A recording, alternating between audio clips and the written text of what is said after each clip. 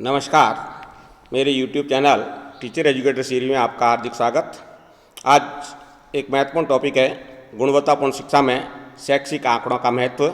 DElEd प्रथम वर्ष गणित शिक्षण और डीएलएड द्वितीय वर्ष में आधुनिक विश्व में विद्यालय शिक्षा विषय पर है। आजकल शिक्षा शास्त्र के स्थान पर शिक्षा विज्ञान के रूप में देखा जाने लगा है, एक साइंस। इसकी प्रत्येक शाखा में मापन एवं संख्यात्मक अवलोकनों को जोड़कर महत्व दिया जाने लगा है। शिक्षा में हुए विभिन्न शोधों के आधार पर राष्ट्रीय व अंतर्राष्ट्रीय स्तर पर आयोजित विभिन्न सम्मेलनों में चर्चा कर शैक्षिक मुद्दों पर चर्चा कर गुणवत्तापूर्ण शिक्षा में नवाचार व शिक्षा के सार्वजनिकीकरण पर निर्णय लिए जाते हैं। विद्यालय शिक्षा में शैक्षिक योजनाओं में मॉनिटरिंग का कार्य कक्षा से लेकर विश्व स्तर पर तथ्य आधारित किया जा रहा है। ये तथ्य आंकड़े या संख्यात्मक सूचनाएं विभिन्न अवलोकनों एवं उपकरणों के माध्यम से प्राप्त किए जाते हैं। इन आंकड़ों संख्यात्मक सूचनाओं के माध्यम से नीति निर्धारक शैक्षिक नीतियों का निर्धारण करते हैं। जो शिक्षा के क्षेत्र में रुचि रखते हैं उन्हें इन शैक्षिक आंकड़ों के महत्व एवं उपयोग की गहरी समझ बनाने की जरूरत है। शैक्षिक आंकड़ों का शिक्षा क्षेत्र में काफ़ी महत्व है। विभिन्न समूहों का तुलनात्मक अध्ययन किया जाता है। शिक्षा के क्षेत्र में विभिन्न जाति, धर्म, क्षेत्र, जेंडर वर्ग के बालकों का शैक्षिक स्तर, शैक्षिक उपलब्धि स्तर का तुलनात्मक अध्ययन किया जाता है। बालकों की व्यक्तिगत तुलना भी की जाती है। उनका बुद्धि लब्धि स्तर, शैक्षिक क्षमताओं की तुलना कर कारणों को जानना और उन्हें परामर्श देने का कार्य किया जाता है। आंकड़ों का आधार पर बालकों को जो शैक्षिक और व्यावसायिक मार्गदर्शन प्रदान किया जाता है कि विद्यार्थियों को जो कौन सी फैकल्टी चुने और कौन सा व्यवसाय या पेशा चुने। आंकड़ों के उपयोग के बिना शोध, प्रयोग और अनुसंधान का कार्य विश्वसनीय और मान्य नहीं हो सकता। अतः जो शैक्षिक शोधों में इन आंकड़ों का काफ़ी महत्व है। शिक्षक की व्यावसायिक दक्षता के लिए भी ये जो शैक्षिक आंकड़े बहुत हैं। छात्रों को पढ़ाना, स्वयं के लिए वांछित स्तर प्राप्त करना और व्यवहार में संशोधन की उपलब्धि का आकलन आंकड़ों के माध्यम से ही संभव है। समस्याओं के वैज्ञानिक दृष्टिकोण का आधार है। जो भी समस्याएं और समाधान होते हैं दूसरों को बताना है तो कोई न कोई तथ्य आधार होना चाहिए। तो वैज्ञानिक दृष्टिकोण है आंकड़े। और शैक्षिक नियोजन भी इसमें भी है जो आंकड़े काफ़ी महत्वपूर्ण है। पाठ्यचर्या, पाठ्यक्रम निर्धारण, मूल्यांकन व्यवस्था, विद्यालय प्रबंध आदि से संबंधित नियोजन में शैक्षिक आंकड़ों का है जो विशेष महत्व है। आंकड़े कहते किसे हैं? आंकड़ों से अभिप्राय तथ्यों को सामूहिक रूप से उपलब्ध कराने वाली संख्यात्मक सूचना है। सूचना किसी के बारे में भी हो सकती है जिसे संख्यात्मक रूप दिया जा सकता है और निर्णय लेने में सहायक है। इसे संख्यात्मक आंकड़े या सांख्यिकी कहते हैं। अर्थात कहने का मतलब है कि सूचना संख्यात्मक होनी चाहिए। जैसे मेरे पास 5 पेन है तो इसका मतलब 5 संख्यात्मक सूचना है, एक आंकड़े हैं। आंकड़ों के प्रकार, आंकड़े 2 प्रकार के होते हैं, प्राथमिक आंकड़े और द्वितीयक आंकड़े। प्राथमिक आंकड़े अनुसंधानकर्ता किसी समस्या प्रयोग के लिए स्वयं अथवा अपने कार्यकर्ताओं के सहयोग से नए सिरे से और पहली बार आंकड़ों को संग्रहित करता है। तो इस प्रकार प्राप्त आंकड़े प्राथमिक आंकड़े कहलाते हैं। अर्थात नए सिरे से और पहली बार। जैसे विद्यालय में स्वास्थ्य परीक्षण के दौरान विद्यार्थियों का वजन, लंबाई आदि के आंकड़े पीटीआई या एएनएम द्वारा किया जाना। प्रश्न पत्र के माध्यम से विद्यार्थियों की प्राप्तांक सूची तैयार करना। शोधकर्ता द्वारा प्रश्नावली के माध्यम से अभिमत जानना।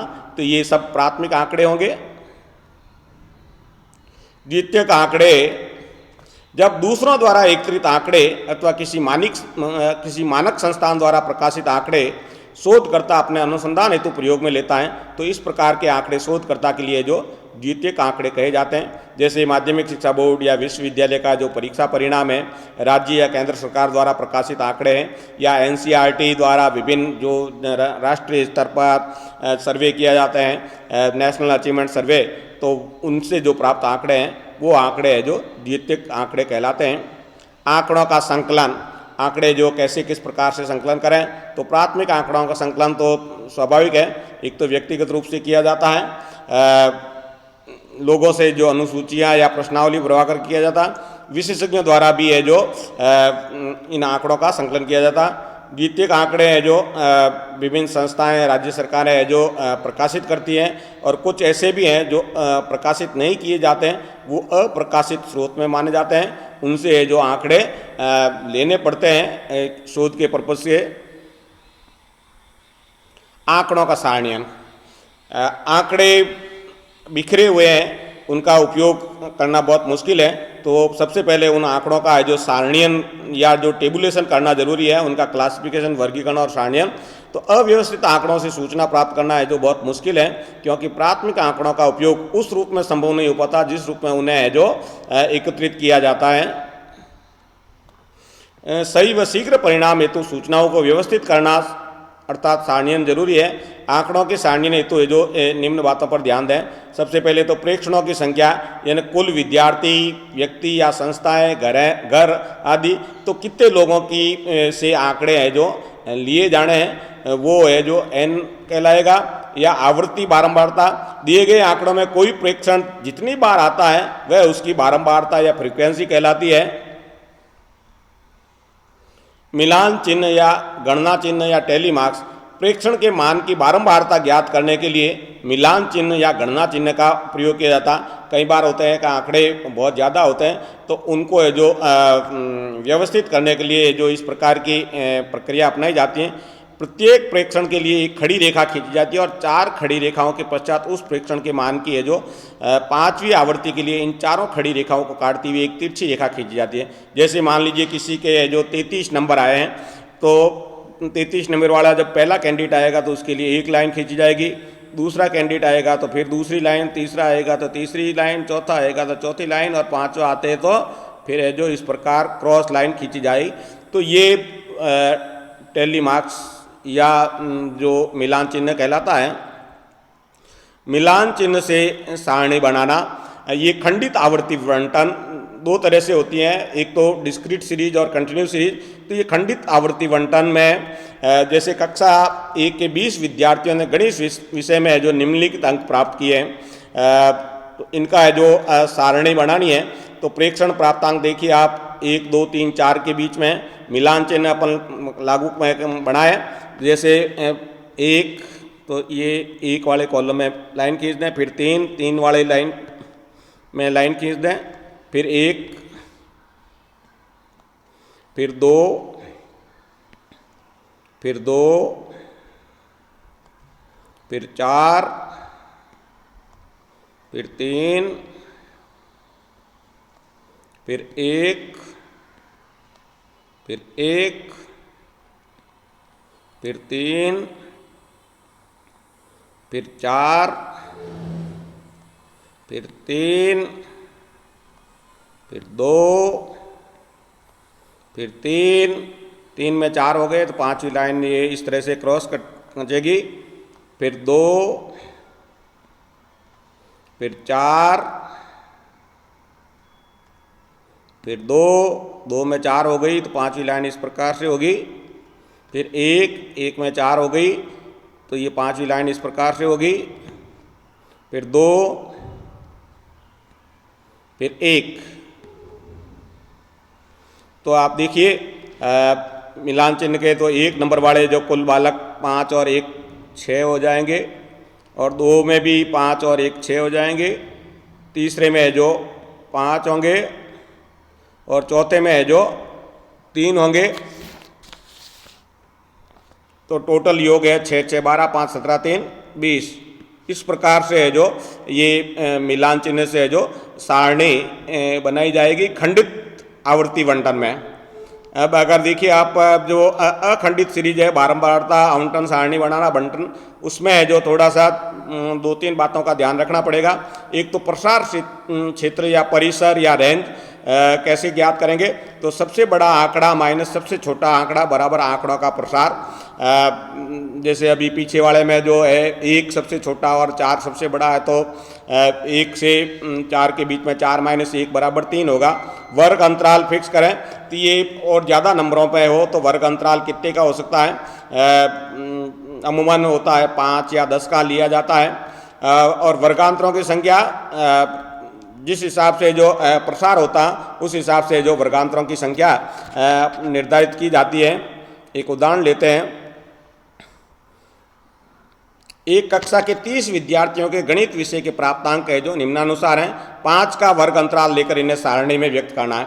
तो देखिए आप 5 का वर्ग अंतराल लेकर के, तो सबसे जो छोटी संख्या इसमें अगर देखें तो 61 है और सबसे बड़ी संख्या है 86। तो अब आप देखिए 86 माइनस 61 बराबर 25। तो ये तो हो गया प्रसार। वर्ग अंतराल दे रखा है 5 का। तो अब अपन इस हिसाब से करें, क्योंकि ये 61 है तो 60 से 64 तय कर दिया अपने वर्गांतर, 65 से 69, 70 से 74, 75 से 79, 80 से 84 और 85 से 89।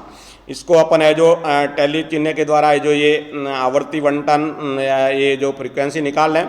जैसे 71 आएगा 70 से 74 में, 63 आएगा 60 से 64 में, 72 आएगा 70 से 74 में, 61 आएगा 60 से 64 में, 67 आएगा 65 से 69 में, 83 80 से 84 में, 69 65 से 69 में, 63 60 से 64 में, 72 70 से 74 में, 76 75 से 79 में, 77 75 से 79 में, 67 65 से 69 में, 72 70 से 74 में, फिर 72 70 से 74 में, 82 80 से 84 में,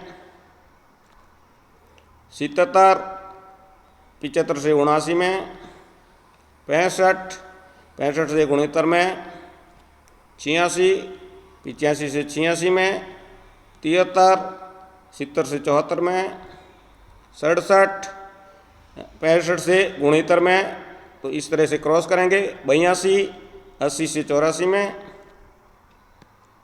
76 75 से जो 79 में, और फिर 76 तो 75 से 79 में, 72 70 से 74 में, 83 80 से 84 में, 73 70 से 74 में, 65 65 से 69 में, 77 75 से 79 में, 82 80 से 84 में,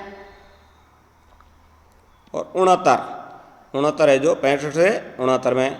इस प्रकार से आप देखें 60 से 64 में है जो आवृत्ति कुल कितनी हो जाएगी 3, 65 से 69 में है जो 5 और 2 7, 70 से 74 में है जो 5 और 3 8, 75 से 79 में 5 और 1 6, 80 से 84 में है जो 5, 85 से 89 में है जो 1 3 7 8 6 5 1 7 3 10 18 6 24 5 29 1 30।